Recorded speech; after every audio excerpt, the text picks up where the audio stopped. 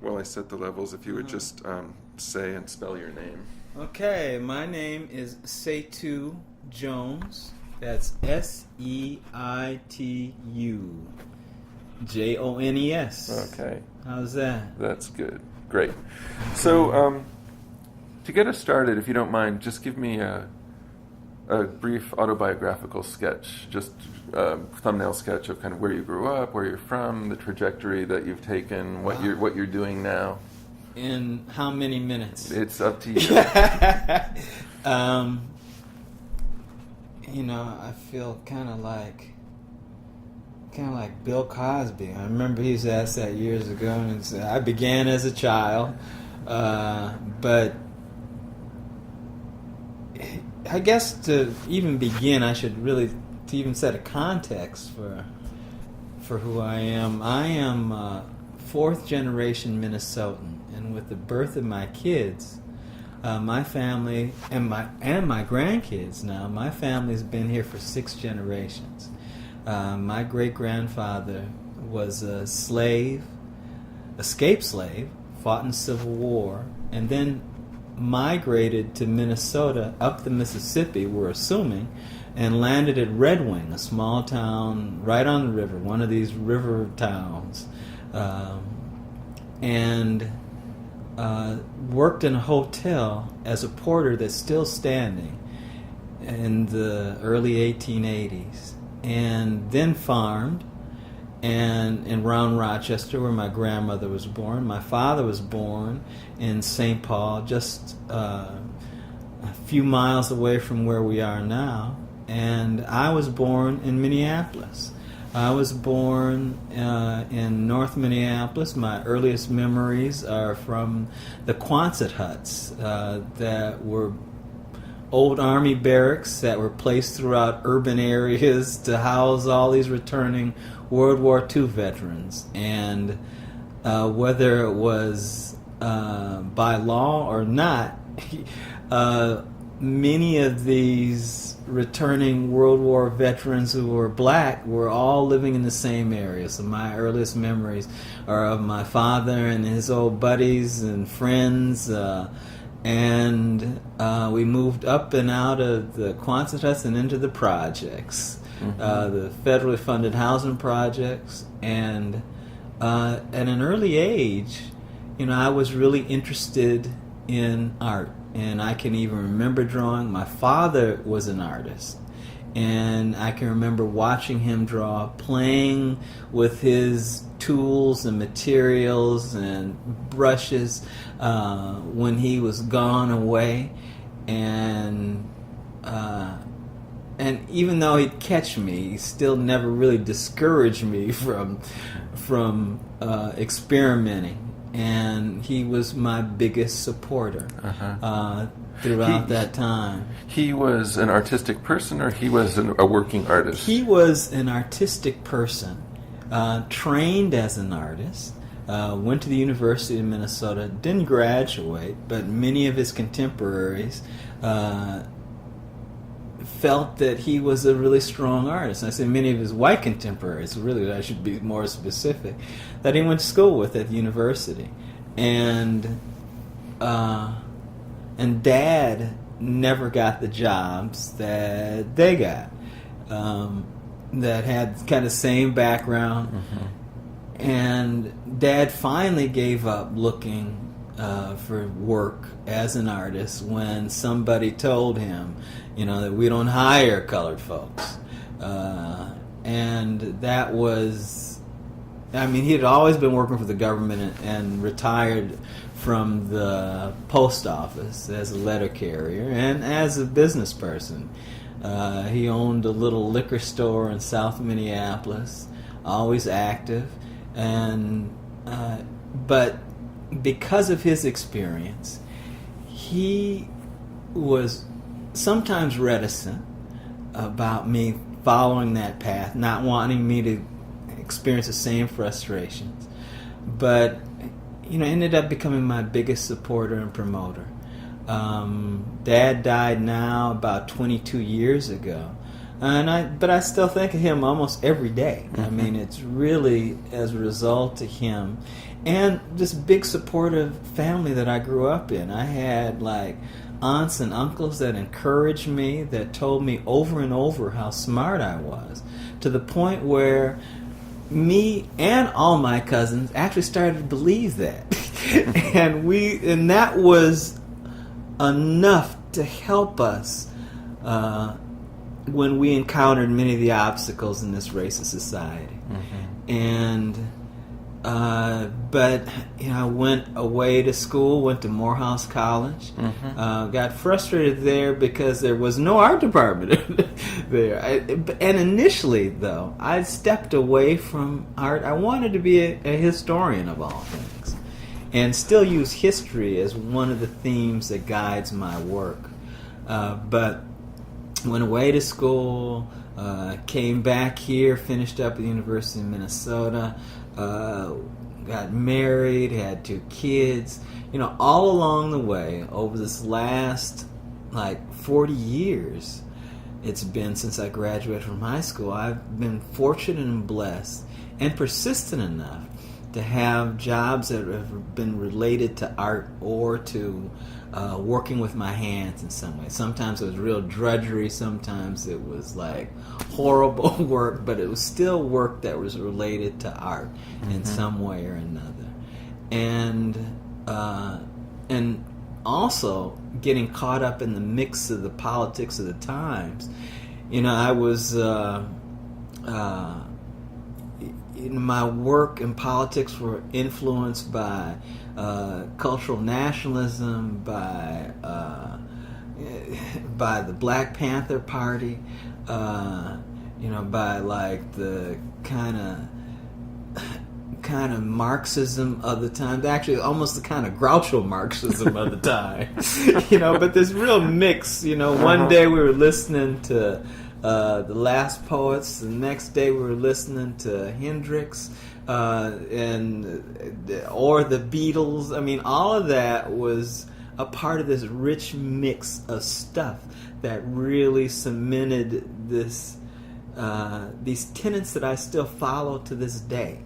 And one of the things that came out of cultural nationalism, actually, and this is even part of the Nguzo Saber, the 7 principles, and one of them just froze in my mind, and that was to make your communities more beautiful than you found it. Got caught up in the early mural movement, really being influenced and impacted by the Wall of Respect in Chicago. I used to get shipped to Chicago because that's where my mother is from.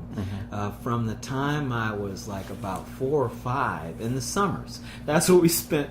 So I was growing up with all these white kids that would end up going to their grandparents' farms. Well, I ended up on the south side of Chicago and spent my whole summers down there. And in '67, I think it was, my grandfather took me by the Wall of Respect, which was in his old neighborhood in Chicago. And it just kind of blew my mind that here was this artwork that was present for folks, that was accessible to folks, was not in a museum, was not in a gallery, but this was a way of informing and influencing folks. And it was beautiful. And it was multimedia. It was photography, it was painting, it was all these different styles. And in the scheme of things, it was on a building about as big as mine right now. But it was enormous to me at that time. And since that time, I've chosen to do work in the public realm, work that also informs and inspires, work that is large scale, mixed media, and all picking up from all of these folks at the time. In reflection, I can see that. At the time, I was just caught up in the rich mix of stuff that was happening, but now I'm sitting here blobbering on here. No, not at just all. ask me one question, Yeah. and I'm just going on. But Well, I'm curious if you could say a little bit more about your kind of political coming to consciousness, when that was, and what were the moments that, in retrospect, are most vivid to you, where you were thinking, oh, this is kind of a light bulb goes on, like this is like something I believe in or can articulate in a new way, and that my own artistic work maybe is going to be an expression of. Well, it was. It's hard to put a finger on this one point. It's like all the historians that debate on the fall of the Roman Empire. When did it exactly happen? And I think we're experiencing that right now. We'll get to that. Yeah, that's a little bit later. But for me, I can kind of remember my political wake up was Emmett Till. How old were you? I was like, it seems like I must have, like I was around 6 or 7. It seems like it. But when that happened, I was like about 4. And that's only now in retrospect I look back at that. And I remember seeing the pictures in Jet magazine when I went over to my grandmother's house and looking at it there. And Emmett Till's mama that said she wanted everybody to see what they did to her son. There are so many folks who are my age, in their late 50s, so many black folks that remember that and remember it from Jet magazine even. Folks who did not see the body, who were not there, right. but who we all had this kind of shared and common experience. Right. I mean, it's not like 9/11, or it's not like when Kennedy or King was assassinated, where you remember where you were and we're all kind of in the same place at the same time. This happened. I can remember when I saw that, and I can remember even the room I was in where I saw it with the pile and the stack. Yeah. And so I'm curious about this. Were you encouraged to look at it, No, or you were kind of protected from it, but happened to see it? They didn't even protect me from it. I picked it up and I saw it. I read it. I didn't read it, but I remember the pictures. I remember that, and that had such a power.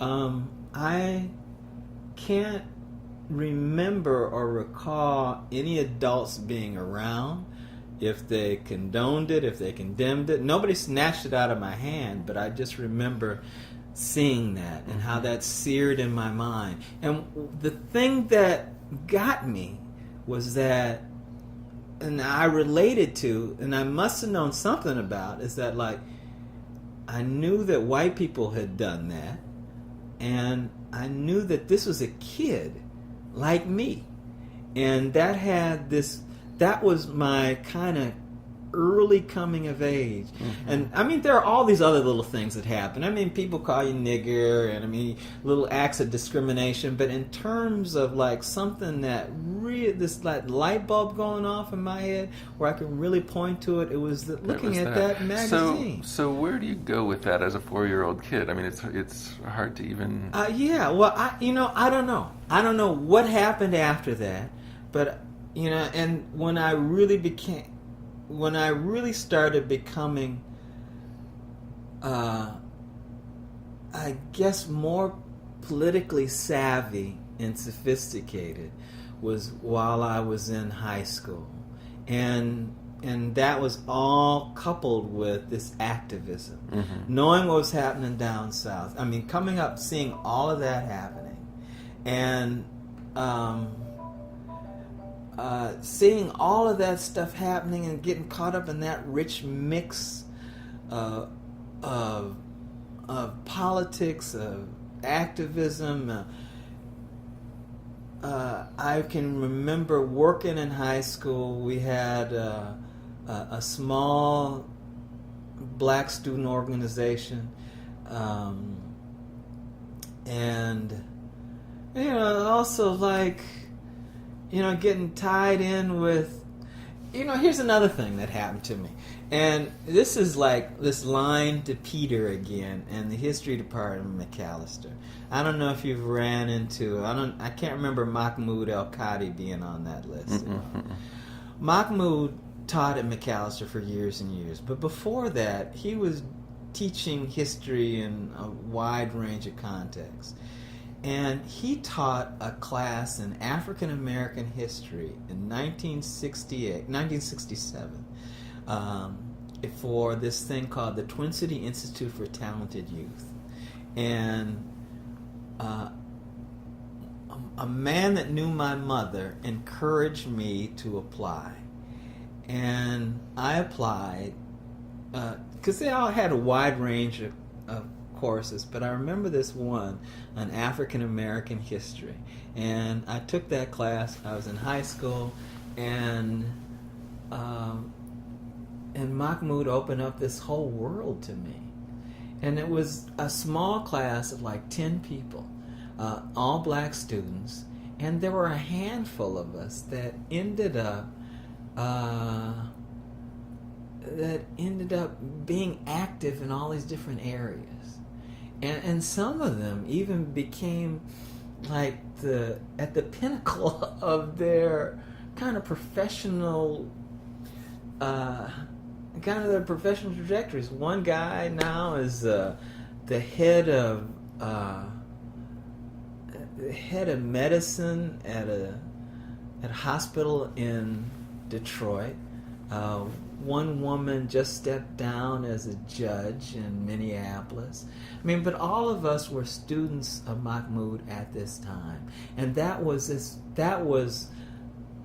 where like all this stuff kind of came together. My family, my experiences, my neighborhood. I mean, all of that stuff kind of came together there. Mahmoud opened up this whole world of black accomplishment and achievement, but had the ability to kind of place us in context and challenge us to do something about it as well too, and we all ended up doing that. Now, and it's funny because we all get together. You got to ask Peter about Mahmoud as well too, but after that, Mahmoud taught almost 2 generations of students at McAllister, and Peter and Mahmoud overlapped as well too, during that time. Peter came to McAllister, Mahmoud was there. But anyway, saying all that to say that, that's was kind of the crucible that helped shape me. I mean, but there were all these other things that happened. I mean, but in terms of being awakened, it was there. Right, and kind of assembling a vocabulary in a way. Exactly. So, can you talk a little bit about how, from that point, how you kind of carried that kind of newly emergent way of looking and questioning into your artistic work, and what's been your trajectory since those years? Initially, some of the tenets of the Black Panther Party and even cultural nationalism. Go ahead. I was sorry to interrupt, but I was wondering how much of the kind of periodic time that you spent in Chicago was that an important part of your political education? Oh yeah, being in that setting. Very much so. I mean, I'm so glad that I was able to do that as well too. I mean, in retrospect, I mean, I hated getting bundled up. Once I got older in high school, or closer to high school, maybe junior high age, like that 13, 14, I wanted to be here. I didn't want to go down to Chicago anymore, hang out with my grandparents and do any of that stuff, but I was so glad now in retrospect that Mom and Dad did that. And I would always tease them. I still tease my mother about it. I mean, they would drive us down to Chicago and almost burn rubber, We would see them going off in the distance, standing on a curb, my sister and I. But, all of that helped shape us. Mm-hmm. My world was like Minneapolis and the south side of Chicago, sometimes St. Louis, but we didn't go anywhere else. I mean, that was it. And And also, each one of these black communities, they were starting to deteriorate, but there were all these institutions that still existed there. In these black communities, they were still relatively strong. I mean, south side of Chicago, Chicago itself is a city of superlatives. Largest Mexican population, largest Polish population outside of Warsaw, largest black community outside of Lagos. I mean, all that kind of stuff. And you could see that. You could travel for miles in the south side of Chicago. And it was a completely black world, man. And I hope we get down to Chicago and talk to folks at some point too. But I mean, here for me, come from small town to like big city, and I had to learn quickly on my feet. Getting plucked from there and dropped in there. I mean, I guess one of the most frightening times was being in Chicago after Martin Luther King died. We were on our way to Chicago, and this is when I was in high school. And when Martin Luther King died, and I remember this is another time I remember exactly where you were. And when the announcement came on, my dad and I were we were running around trying to get ready to go because we were going to be driving all night long. And announcement came on, and my dad and I just froze in front of the TV watching it in silence, and unbelief.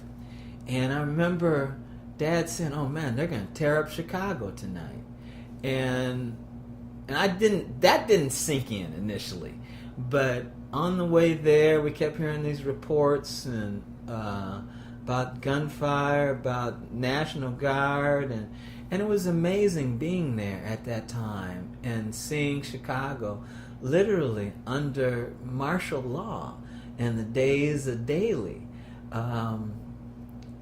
With seeing these police cars going up and down the street with shotguns sticking outside of like 3 of the windows, and seeing the National Guard troops there, the smoke and the haze. I mean, it was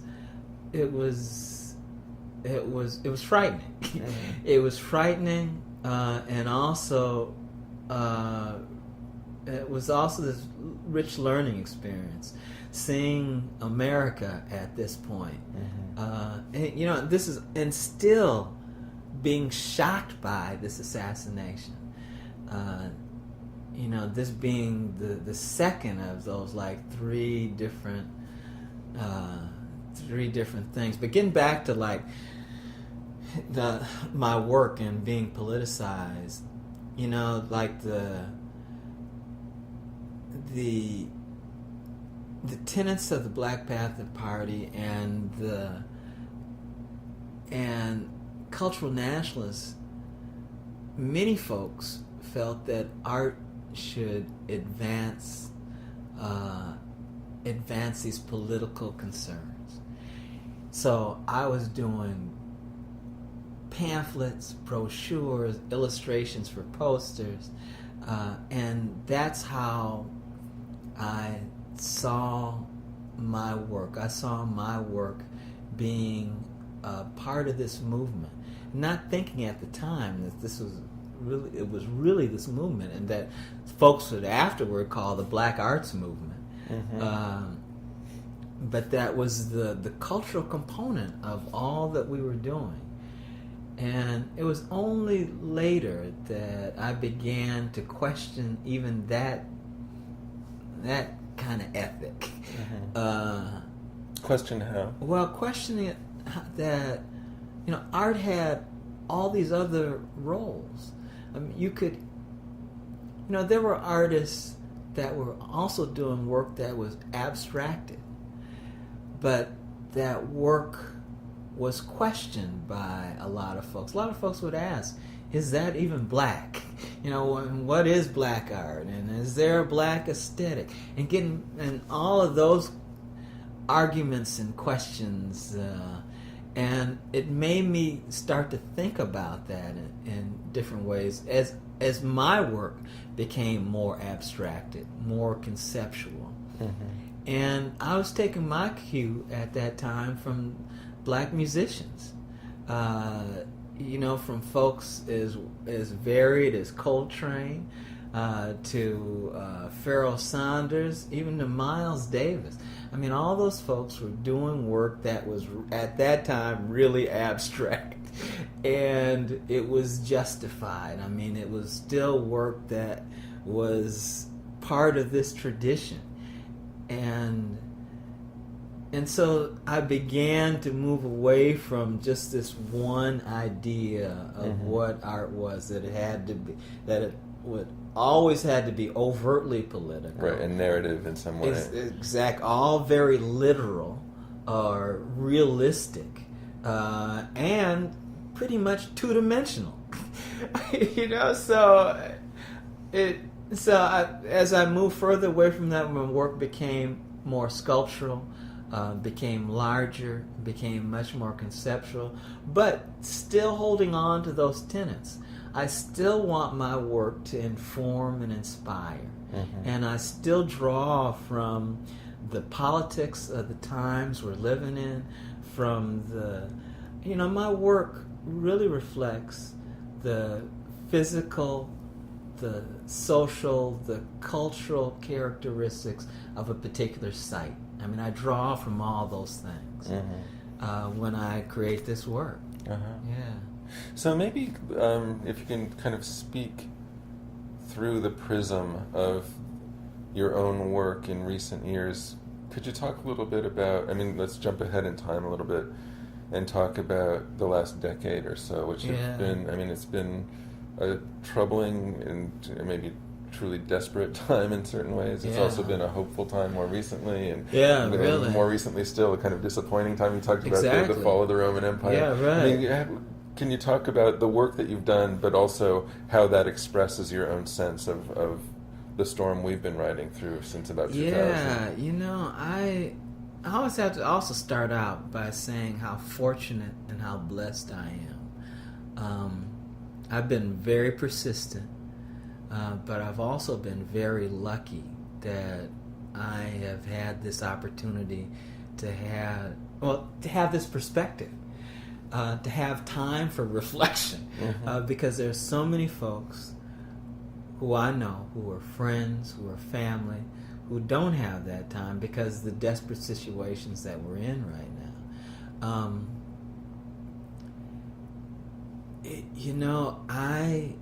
In looking back at this last decade, it has been kind of up and down. What I've been saying by fortunate, I've been able to earn a living from my work for a long time. And in these times even, I have been able to still live a relatively comfortable lifestyle based on my work. And that is a true blessing right now here in America, in the last days of America. And I don't know where it's going to be. And there were times, in my early career when I could only see a few days ahead. And then over time, with persistence, I could see a month ahead, 3 months ahead, 6 months. Now I can see further ahead. But, I don't know what's at the end here yet for this thing. But man, this has been a ride, watching this stuff play out. From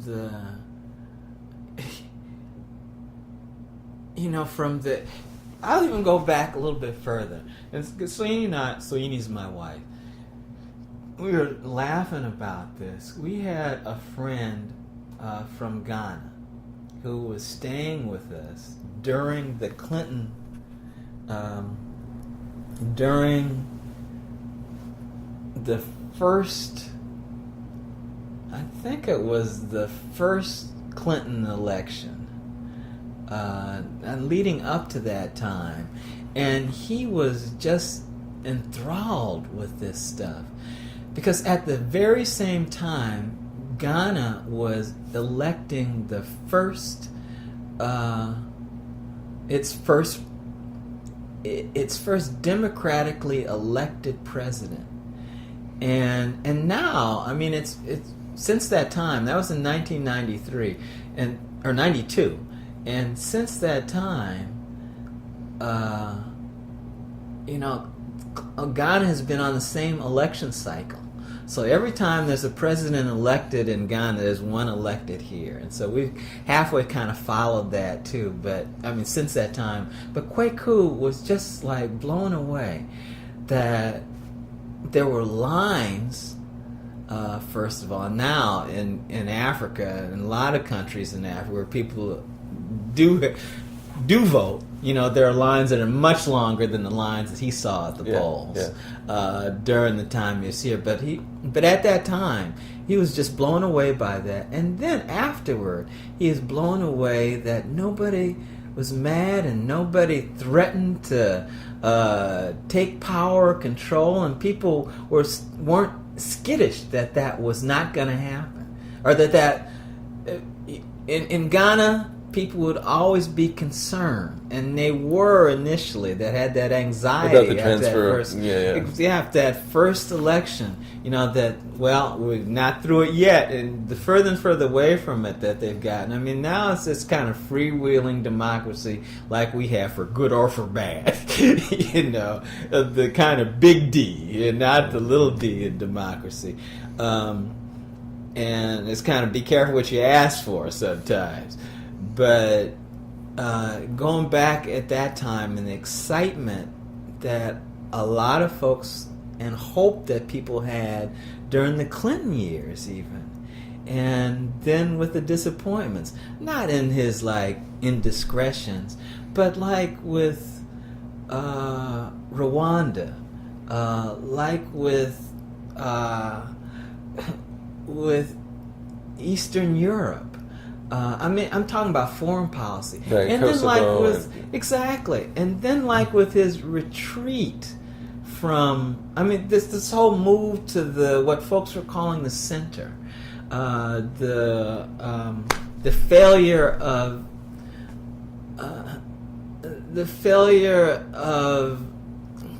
of Hillary at that time, and being able to push through any kind of solution to health care. I mean, all of those were real experiences. I mean, real, to me, setbacks. And then for that to usher in those Bush years, man, that was truly frightening. I mean, we were, I feel, as close to the precipice as many folks felt in the late 60s. In the late 60s, early 70s, man, I thought that the revolution was going to happen, next month, next year. I mean, we were that close to America falling apart to me. And that was mirrored during that whole time period during the Bush years. And it's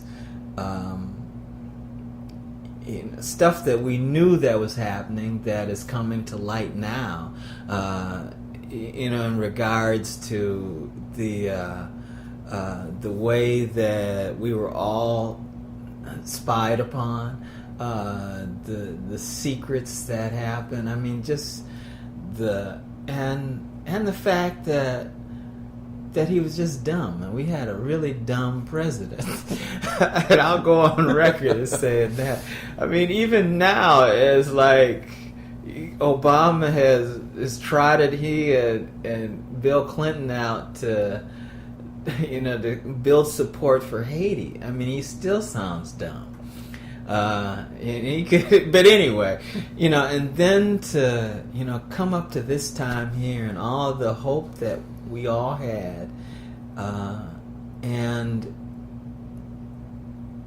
knowing that Obama could change things incrementally. I mean, in knowing that there wouldn't be a real big fundamental change, hoping that there would be, but now we're back to this kind of grim reality. I mean, living in this time, man. And this gets now back to like the fall of the Roman Empire and how people couldn't pinpoint when it happened. Right. You know, was it here or was it here? But that's not just a metaphor for you. Exactly. That's a reality that we're living in right now. I mean, we're seeing the decline of the American empire, and we have all benefited from it. Everyone who lives here has benefited from it in some way, and now it is collapsing. It's collapsing ecologically. It's collapsing economically. You know, our physical infrastructure. You've driven now around the streets here and seen these potholes. I've never seen potholes as bad as they are now here in Minnesota. I mean, you get the freeze thaw and you got these deep ruts, and so like you take your guide from the car in front of you as it swerves out of the way. You don't know what they're swerving out of the way from, but you know that there's a big pothole up there. The collapse of the 35W bridge. Yeah. You know, it's like on and on and on and on here. And this is like this little here in the Twin Cities, and you multiply that throughout urban areas, around the country. And knowing that we'll never be able to catch up to it. Obama and his administration, talk about the 10,000 or even 100,000 jobs that were added, recently. But knowing that, we've lost like about 8 million jobs that are gone right now. And I can see it here in my neighborhood as well, too. I was in Haiti right before the earthquake. And, I was telling my wife that I'd run into these men who were a lot like the men I see here on this block. Black men who are my age, who have had run-ins with the law, and so as a result of a felony, even though they've changed their lives, that still tracks them. And so they have not. There's a guy here, a couple doors down, who has never really been a part of the economy as we know it, but even though he hasn't done anything illegal. He's been living this whole part of this underground economy, where he does odd jobs for folks, takes kind of whatever comes, doesn't go into any day labor stuff at all, but is always out hustling. And I was telling Soyini, and his name is Ron. I was telling Soyini, I said, I came back from there, I said, like, there's a whole country full of folks like Ron. These men who are strong, able, and willing to work, but for a wide range of reasons, they haven't been able to. And there, if you multiply Ron by like all this kind of exponential factor, there are all these folks here throughout the world who haven't been able to benefit from this society the way I have, the way a whole bunch of other folks have. And so, I wonder, I wonder if they'll ever be able to fully participate. If the economy changed tomorrow, Ron still wouldn't be able to fully participate because of the way that many states regard folks with felonies. And that's just one example of that. I mean, there's just, it's been frustrating to watch and to see this decline and to see, the other thing that we're seeing here in Frogtown. We first moved here to Frogtown. That's what this little neighborhood is called, Frogtown. And we first moved here to Frogtown.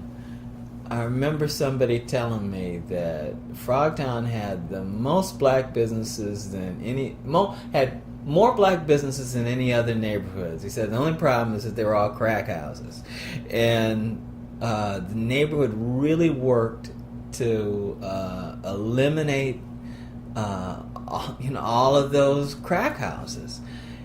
This was at the tail. We moved here at the kind of tail end of the crack epidemic, and so we saw that big change.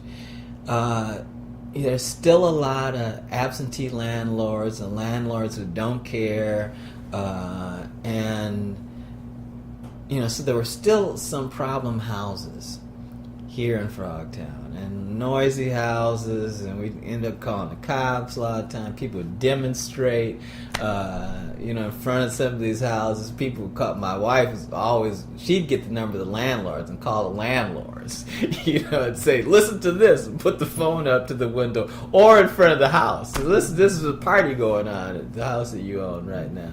I mean, all these little things here, but with the housing crisis, a lot of those folks that bought those houses on speculation have lost them. They're the first to lose them. Now we're seeing families losing them. And the thing that we're seeing now is this neighborhood being depopulated. And so now, on some of the same summer nights when it would be loud and noisy, it is quiet. So we enjoy the peace, but are concerned about kind of next steps. What's going to happen now? As light rail comes through here, just a few blocks from here, and a stop is going to be on Dale Street, and that's going to bring development and new development. And will we see this cycle all over again, where people, once the housing market begins to turn around again, where people buy these houses on speculation, or can we help folks stay in their homes who are here? Can we direct folks that would want to work towards the benefit of the neighborhood here? Can we work on ways to get them to own their own houses? I mean, it has tremendous potential now. In a way, it's like the slate has been wiped clean. Not in the same way like Port-au-Prince has been, but we have the same kind of political uncertainty that a lot of folks in Port-au-Prince are facing, because we've got there an ineffective government. Here we've got a government that is collapsing, that can't do everything. What's going to happen? Right. Yeah, so one of the things that we have actually begun to do is I've been working with a group of black environmentalists, as well as my wife and a couple here in the neighborhood, on issues around food security. And we have been working to try and start an urban farm. I mean, we grow food ourselves and encourage our neighbors, and actually we're part of a CSA, and actually a CSA that came out of this association of these African American environmentalists. And my wife and I and this other couple have been working to preserve about 13 acres of open land that it was on the market after a foundation that had been there at that site for almost 100 years moved away. The Wilder Foundation moved about a half a mile away, University Avenue, and left this land there. They were initially going to sell it to whoever could come up with the money, and we wanted to make sure that land would a big part of this land has always been open space. It's the only sliding hill in Frogtown. Highest point in Frogtown is a big grove of oak trees on one side.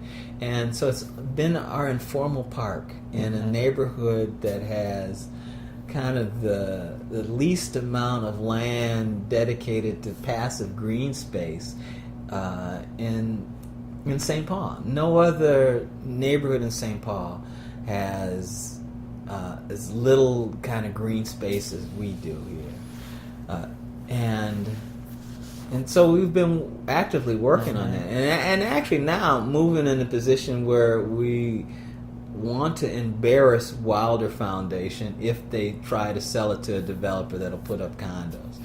And been working with the county, the city, with Trust for Public Land to acquire that piece of property. So anyway, we're taking this proactive stance right now, and there's an area where the buildings for the Wilder Foundation used to exist. It's on top of the hill, this kind of plateau on top of the hill. We want to actually transform it to an urban farm. My wife and this woman, and the other couple, are master gardeners, and I've gone through the master gardener program, and are both master gardeners, and I ended up going back to school and ended up with a graduate degree in environmental history. And so that's another thing that I've been pulling into my work. My work now also encompasses and blends nature in many ways. And I've also done a little bit of work with Will Allen in Milwaukee. I don't know. Are you making it to Milwaukee? Not on this trip. Oh, but okay, yeah. But later, I hope. Yeah. Yeah, but he's one of the persons that you should talk to in Milwaukee. Will Allen, who is like the urban garden group guru. I was teasing him because a couple weeks ago he was with Michelle Obama when Michelle declared war on obesity.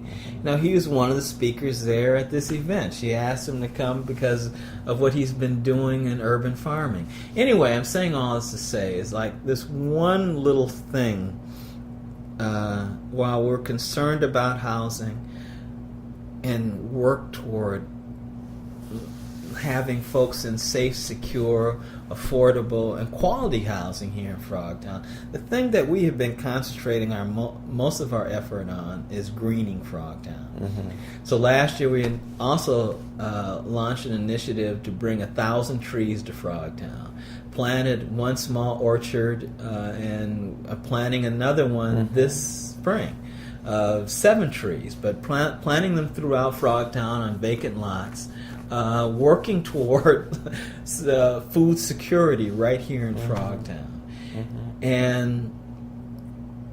and this year it's been focusing on what we're calling Frogtown Farm, this small, like 4-acre site out of the big 13-acre site that we hope to transform into a farm. So anyways, that's kind of what we're working on. It's interesting, and we need to wrap up, but going back to the very first thing you said, you started your story with the ancestor who escaped to Red Wing. Oh, yeah, and it seems to me that running through the entire hour that we've been talking, there are 2 themes that are kind of interthreaded in an interesting way. One is a story of kind of regeneration, and the other is a story of fugitivity. Yeah, it is. Right. And those 2 things, and I still running. Right. Yeah. Well, in a certain way. Yeah. Like, Right. Different kinds of running, and different occasions for it. But I guess I just want to kind of put that out there and see if that's a paradigm that makes sense for thinking about the kind of work that you're done and the kind of political work that you're... It does. And one thing I didn't mention is, I never thought... I have pictures of myself in my grandmother's garden. And I never... and I'm sitting here talking to you about art, but I'm also mad passionate about plants. I have a degree in art, but I also have a degree now in landscape design and another one, like I said, in environmental history. So I'm combining all this stuff up together. I've been mad passionate about plants. We planted fruit trees out here, and one of my biggest accomplishments, and I've gotten awards and recognitions from a lot of folks. And I've been fortunate and blessed to have been awarded fellowships to do this, to do that, to travel. But every year I look forward to entering my plums at the state fair. And I've won like 3 blue ribbons. I've won like now 4 red ribbons for my plums.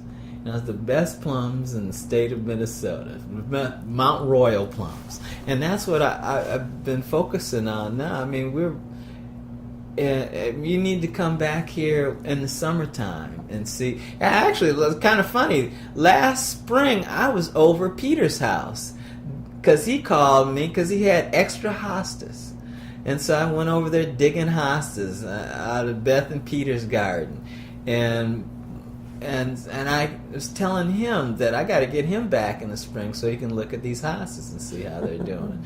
And so that's this kind of this other conversation that folks have, and that people have been having as we have been trying to raise the importance of greening. But kind of going back to what you were saying too, like, I have pictures of myself in my grandmother's garden.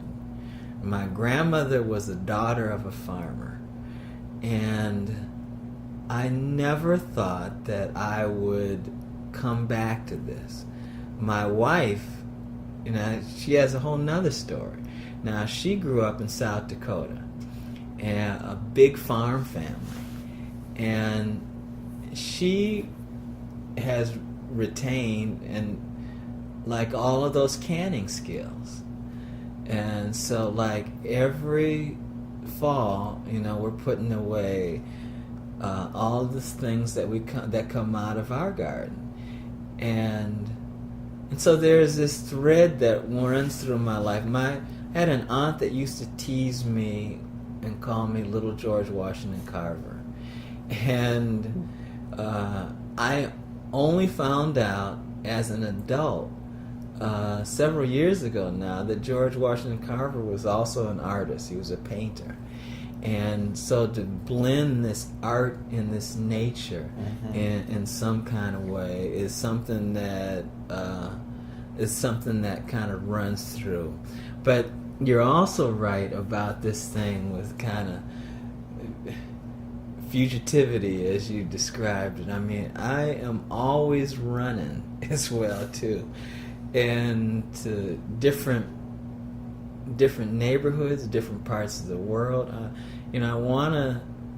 I have this restless curiosity too, just to see and talk to folks and to learn as well. I mean, just like you're doing now too. One of the things that I've done, I've gotten a couple of research fellowships to do different things. And wherever I've gone, I've always ended up hanging out with folks on water. I mean, I haven't even talked to you about this. We don't have time at all for this, but throughout the African diaspora, I've always kind of gravitated toward the shore, whether it's along a river or on water. My father, my uncles, my grandfather used to drag me out in a boat. We always were fishing, and fishing to supplement our diets, but also the sport and the passion was also part of it. And I didn't realize that this was part of this maritime tradition that folks have had, that they all tapped into. And it was in their minds as well too. So wherever I've gone, for other reasons, I have ended up hanging out with boat builders. And right now on my computer, I'm preparing a slide thing that I'm going to be doing. I've also made boats and used used boat building techniques in sculpture as well too. Steam bending, forming wood around a particular form, but saying all that to say, it's like to have this restless curiosity, going to all these places and talking to folks and trying to use that in some way to inform my work. And I still do that, and still am passionate about that. And I should probably let you go, man. You gotta. What time you had to be downtown? Well, I'm late, now. but No, okay, yeah, it's okay. Yeah. Well, thank you so much. Yeah, and it's been a pleasure. Well, yeah. Well, this is gonna be some rich document that you'll have here. Document that you'll have here. Document that you'll have here. Document that you'll have here. Document that you'll have here. Document that you'll have here.